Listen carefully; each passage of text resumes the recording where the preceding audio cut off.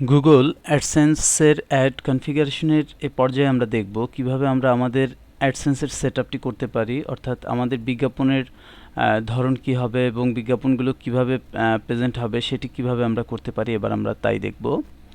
লক্ষ্য করুন, আপনি যখন আপনার গুগল অ্যাডসেন্সের অ্যাকাউন্টে লগ ইন করবেন তখন এই ধরনের একটি স্ক্রিন দেখতে পাবেন।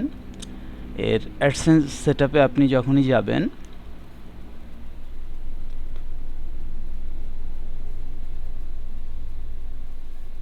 তখন এর কিছু লিঙ্ক আপনি দেখতে পাবেন, যার মাধ্যমে আপনি আপনার বিজ্ঞাপনের ধরন, বিজ্ঞাপনের কালার প্যালেটস, এর চ্যানেল, এর ফিল্টারিং এবং আপনি কোন কোন সাইটকে অথরাইজ করবেন, অ্যালাউড সাইট কী হবে ইত্যাদি এখান থেকে নির্ধারণ করে দিতে পারবেন। তো আমরা দেখব কিভাবে আমাদের অ্যাডসেন্সের ধরন আমরা ডিফাইন করতে পারি। লক্ষ্য করুন, আমাদের এখানে 3 ধরনের অ্যাড আমরা দিতে পারছি। একটি হচ্ছে অ্যাডসেন্স ফর কন্টেন্টস, যেটি এই ধরনের বিজ্ঞাপন প্রদর্শন করে থাকে।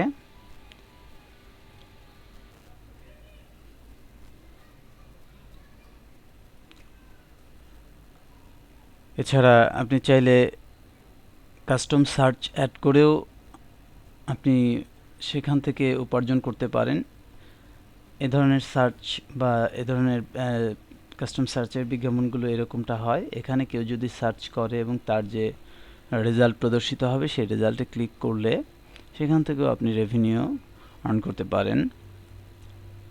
এছাড়া গুগল অ্যাডসেন্সের নতুন একটি সংযোজন, সেটি হচ্ছে আপনি আপনার ফিডে অ্যাডসেন্সের বিজ্ঞাপন সংযোগ করে সেখান থেকেও আপনি উপার্জন করতে পারেন। এটি খুবই সম্প্রতি এটি সংযোজিত হয়েছে গুগল অ্যাডসেন্সের ফিচারে। এর আগে এখানে আপনার অন্য এক ধরনের বিজ্ঞাপন ছিল, যেটা রেফারাল বিজ্ঞাপন নামে পরিচিত।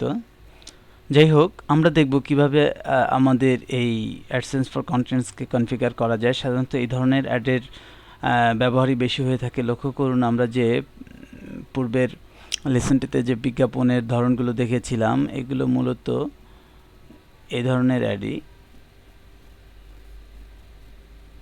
লক্ষ্য করুন,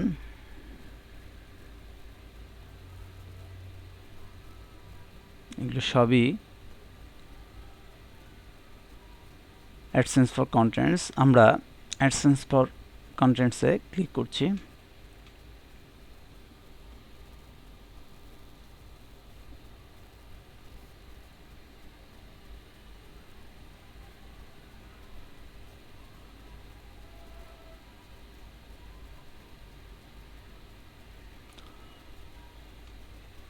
আমি পূর্বেই অ্যাডসেন্স ফর কন্টেন্টস যে 2 ধরনের হয় সেটি উল্লেখ করেছি। একটি হচ্ছে অ্যাড ইউনিট এবং অপরটি হচ্ছে লিঙ্ক ইউনিট। এই পেজটিতে লক্ষ্য করলেই আমরা এটি স্পষ্টভাবে বুঝব। এই ধরনের বিজ্ঞাপন এটি হচ্ছে অ্যাড ইউনিট, আর এই ধরনের বিজ্ঞাপন যেগুলো রয়েছে এগুলো হচ্ছে লিঙ্ক ইউনিট। এখানে আপনার কন্টেন্টস এবং লিঙ্ককে প্রেজেন্ট করছে, অর্থাৎ এটি কেবলমাত্র লিঙ্ককে প্রেজেন্ট করছে। অ্যাডস বাই গুগল, তার নিচে কিছু লিঙ্ক রয়েছে, এখানে ক্লিক করলে ইউজার তার প্রত্যাশিত পেজে যাবে। আর এখানে গুগলের বিজ্ঞাপনই প্রদর্শিত হচ্ছে, এখানে লিঙ্কের পাশাপাশি কিছু বর্ণনা দেয়া আছে, ফলে ইউজার এখান থেকে তার পছন্দসই বর্ণনা মোতাবেক লিঙ্কে ক্লিক করে সেই পেজে যেতে পারে। আমরা প্রথমেই দেখব কিভাবে আমাদের অ্যাড ইউনিটকে আমরা কনফিগার করতে পারি।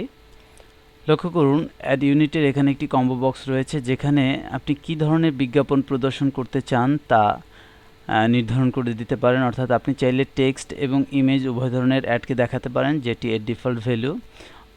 তবে আপনি চাইলে কেবলমাত্র টেক্সট অথবা কেবলমাত্র ইমেজ অ্যাডও প্রদর্শন করতে পারেন।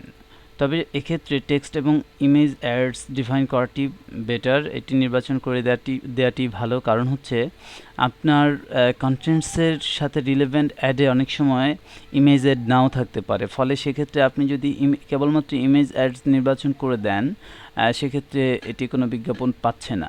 ঠিক একইভাবে অনেক সময় টেক্সট অ্যাডেরও ঘাটতি হতে পারে। সেক্ষেত্রে সবচেয়ে ভালো অপশনস হচ্ছে আপনি যদি টেক্সট এবং ইমেজ উভয় ধরনের অ্যাডই আপনার অ্যাড ইউনিটের জন্য নির্ধারণ করে দেন। আমরা এবার কন্টিনিউ বাটনটিতে ক্লিক করব।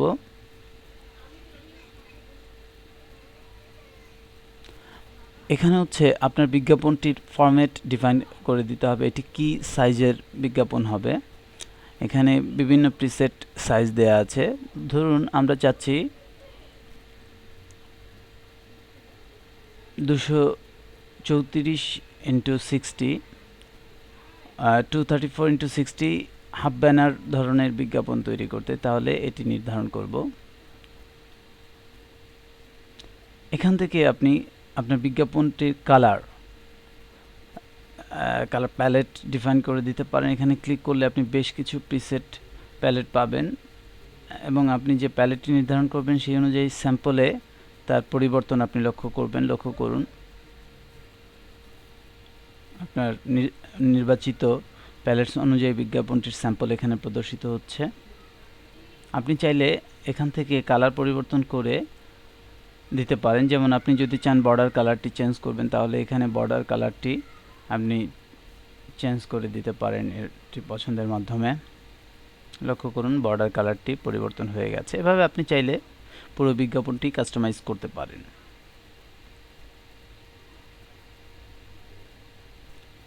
এটি ক্লিক করে আপনার অ্যাডসেন্স ইউনিটটি প্রিভিউ করতে পারেন আলাদাভাবে, এবং আপনি যে সাইটে বিজ্ঞাপনটি দিতে চান সেই সাইটের লিংক অ্যাড করেও আপনি এটি প্রিভিউ করে দেখতে পারেন। যাই হোক, এখানে প্রিভিউ হবে আপনার বিজ্ঞাপনটি দেখতে কেমন হবে লক্ষ্য করুন। আমি এটি ক্লোজ করে দিচ্ছি।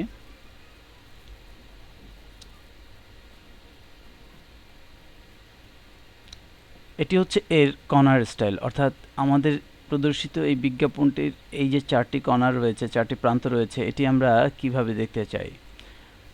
বাই ডিফল্ট এটি স্কয়ার কর্নার্স থাকে, কিন্তু আপনি যদি হালকা রাউন্ড কর্নার করে দিতে চান তাহলে এখানে স্লাইটলি রাউন্ড কর্নার লক্ষ্য করুন, এটি হালকা রাউন্ড কর্নারে পরিণত হয়েছে।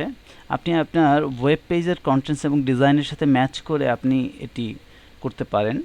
আপনি চাইলে এটি ভেরি রাউন্ডেড কর্নারও করতে পারেন, এটি তাহলে আরও বেশি রাউন্ড কর্নার হবে।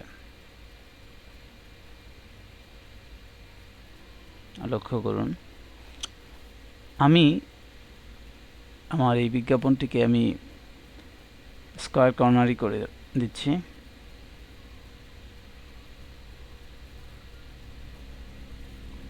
এটি হচ্ছে অল্টারনেট অ্যাড অর কালার্স, অর্থাৎ যদি আপনার কন্টেন্টের সাথে রিলেভেন্ট কোনো বিজ্ঞাপন না পায় গুগল, সেক্ষেত্রে ওই বিজ্ঞাপনের জায়গাটি গুগল কি করবে, অর্থাৎ সেখানে কি পাবলিক সার্ভিস অ্যাড অর্থাৎ জনসচেতনমূলক অথবা জনকল্যাণমূলক বা এই ধরনের কোনো অ্যাড প্রদর্শন করবে, নাকি গুগল অন্য কোনো সোর্স থেকে বিজ্ঞাপন প্রদর্শন করবে। অর্থাৎ আপনার যদি প্রিমেইড অন্য কোনো সোর্সে বিজ্ঞাপন থেকে থাকে, অর্থাৎ আপনার এই অ্যাডটি এখানের যে কন্টেন্ট সে কন্টেন্টসের সাথে যদি আপনার গুগলের কোনো কন্টেন্টস ম্যাচ না করে, আপনার ওয়েব পেজ কন্টেন্টের সাথে গুগল কন্টেন্টস ম্যাচ না করলে আপনি হয়তো বা আপনার অন্য কোনো বিজ্ঞাপন দেখাতে পারেন। সেক্ষেত্রে আপনি এই অপশনটি নির্বাচন করবেন, show non Google ads from another URL, এবং আপনার যে ইউআরএল থেকে বিজ্ঞাপনটি আনবে সেই ইউআরএলটি এখানে দিবেন।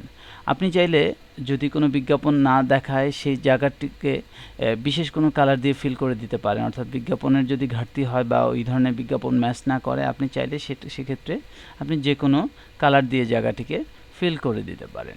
তবে এক্ষেত্রে পাবলিক সার্ভিস অ্যাড প্রদর্শন করাটি শ্রেয়, তাতে আপনি কিছুটা পয়সা পেলেন আর না পেলেন, কিন্তু জনকল্যাণমূলক কিছু হলো। যাই হোক, আমি এখানে এই অপশনটি নির্বাচন করে কন্টিনিউ বাটনটিতে ক্লিক করছি।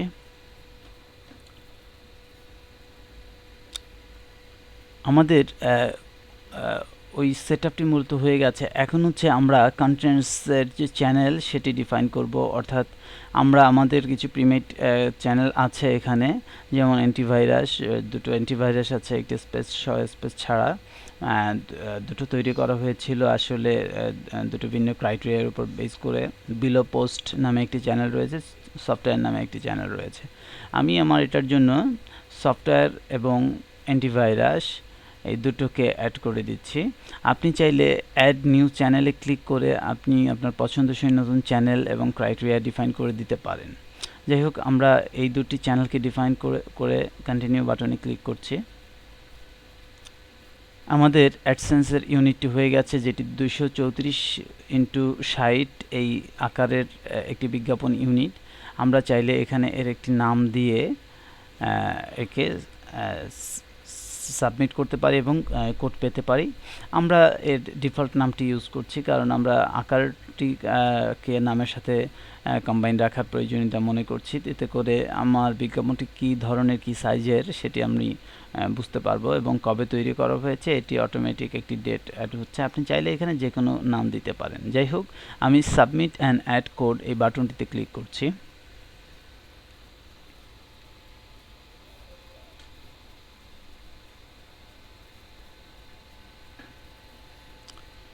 লক্ষ্য করুন এখানে একটি মেসেজ চলে আসছে, সেটি হচ্ছে your AdSense unit has been saved, change may not appear for 10 minutes. অর্থাৎ এটি 10 মিনিটের মতো সময় লাগবে আপনার এটা ইউটিলাইজেশন করতে। এই 10 মিনিটে এটি হয়তো বা উপস্থাপিত হবে না কন্টেন্টসটি, কিন্তু পরবর্তীতে কন্টেন্টসটি আপনার বিজ্ঞাপন ইউনিটে উপস্থিত হবে। অর্থাৎ আপনি যদি এটি সংযোজন করেন আপনার ওয়েবসাইটে, সেক্ষেত্রে এটি হয়তো প্রথম 10 মিনিট নাও দেখাতে পারে, কিন্তু নিয়ে চিন্তিত হবার কিছু নেই, পরবর্তীতে এটি প্রদর্শিত হবে। যাই হোক, আমাদের আলোচনার একটি প্রধান বিষয় হচ্ছে আমরা এই যে অ্যাডটি তৈরি করলাম, এই অ্যাডটি তৈরি করার পর আমরা এখানে কিছু কোড পাচ্ছি, ইয়োর অ্যাডসেন্স ইউনিট কোড। এই কোডটি মূলত আমাদের অ্যাডসেন্স আমাদের ওয়েব পেজে সংযোজন করার কোড। এই কোডটিকে আপনি সেভ করে রাখতে পারেন। আমি এটি কপি করে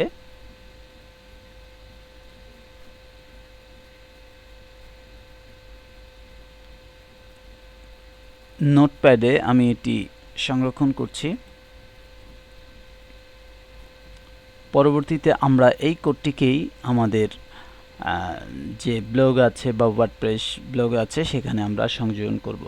এটি মূলত একটি জাভাস্ক্রিপ্ট কোড এবং আপনি জেনে থাকবেন যে আমাদের ব্লগ অর্থাৎ blogspot.com অথবা wordpress.com তারা তাদের পেজে অবশ্যই এই ধরনের স্ক্রিপ্ট HTML বা জাভাস্ক্রিপ্ট অ্যাড করার সুবিধা রেখেছে। ফলে আমরা সেই সুবিধা ব্যবহার করেই ওই সমস্ত পেজে আমাদের এই অ্যাডসেন্সের যে বিজ্ঞাপনটি আমরা তৈরি করলাম সেটি সংযোজন করতে পারবো।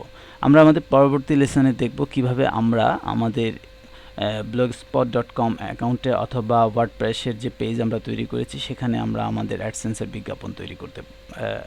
বিজ্ঞাপন সংযোজন করতে পারি।